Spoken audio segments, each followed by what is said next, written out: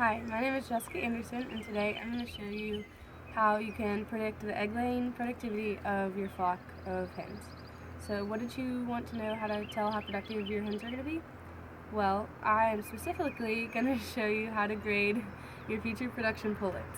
A pullet is a hen ranging in age from 18 to 22 weeks, and they're at a stage in their life where they haven't started laying eggs yet, but they're getting ready to start laying eggs. I'm going to be grading based on productivity characteristics as well as body capacity. According to a fact sheet from Purdue University, the number of eggs produced yearly by a hen increased from 1960 to 2009 by 165 eggs yearly. This may be on the commercial side, but overall genetics have improved for home flocks too, so you can see just as many eggs produced in your home flock as well. To show how big that number is, it leads to 75 billion eggs produced yearly in the United States, and that takes 300 million hens to produce that amount of eggs. So your flock can be a part of this marvel. Today, I do not have a pullet. I don't have access to a pullet, so I'm going to be using a current production hen, but you can grade them the exact same way.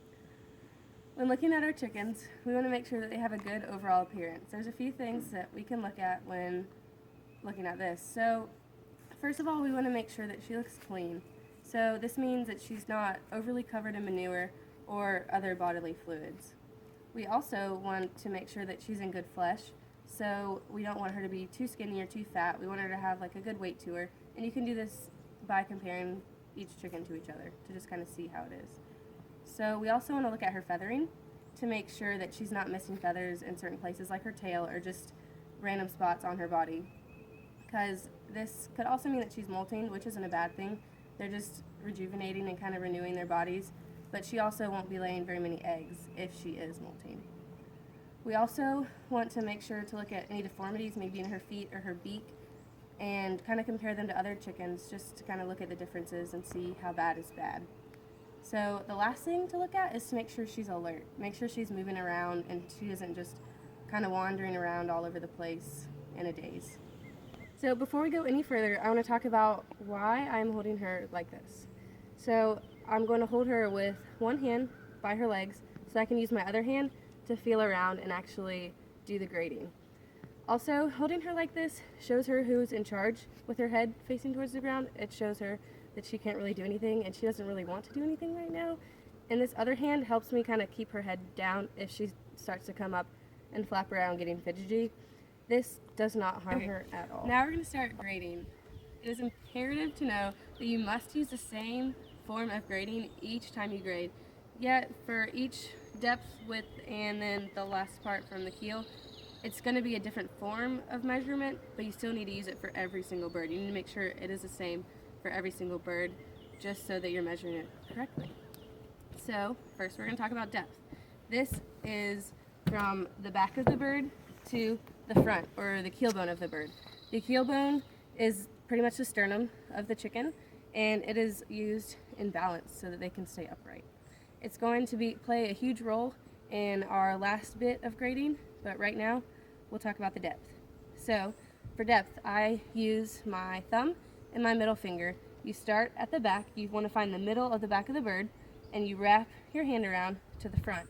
And that's how you can see how deep the bird is. You want to find that really bony part of the sternum and then just see where it comes to. So on this bird, it comes to this little joint in my middle finger.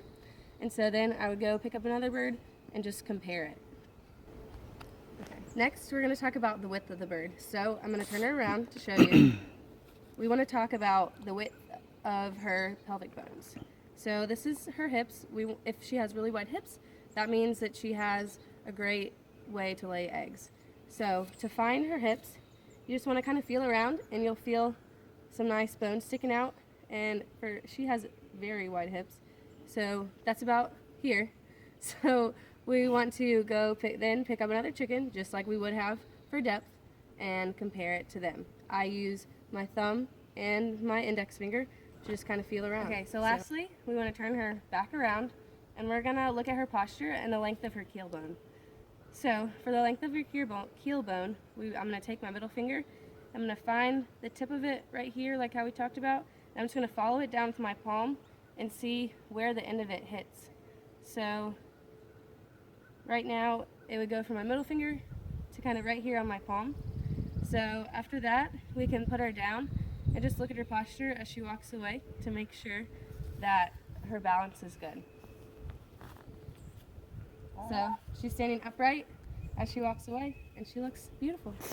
Hopefully this demonstration has been helpful to you and made productivity prediction in your flock more reachable.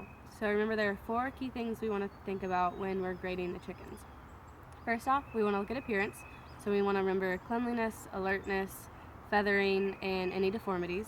Remember to kind of compare them with other chickens.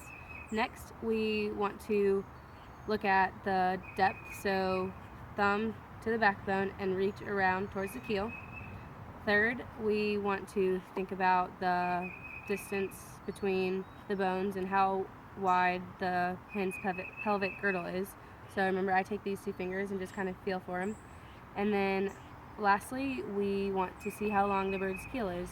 So remember, find the bottom of it and just guide your palm up to the top. And remember to measure the same exact way with every single chicken, because we want to have them all grading the same. After putting the bird down and looking at her posture, think back to everything that you just noticed throughout grading the bird.